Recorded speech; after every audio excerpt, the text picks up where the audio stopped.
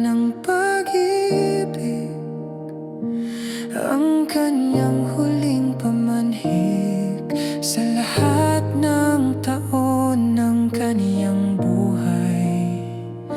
Nahanap niya ang kanyang aliw sa pagsubok, ang panulat kanyang sandata, kaniyang nag-iisang kaibigan, ang kanyang mga salita, kanyang kalasag hanggang sa wakas.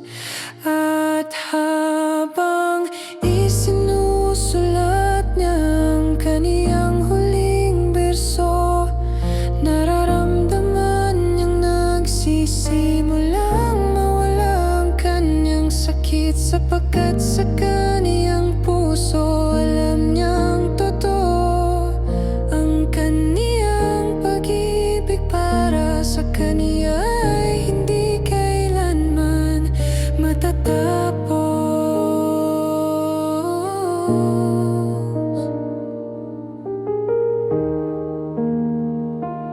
At isinusulat niya ang kanyang walang hanggang pag-ibig, isang patotoo sa lahat ng siya. Bagaman ang kanyang katawan ay maiiwan, ang pag-ibig niya ay mabubuhay sa kaniyang tugma.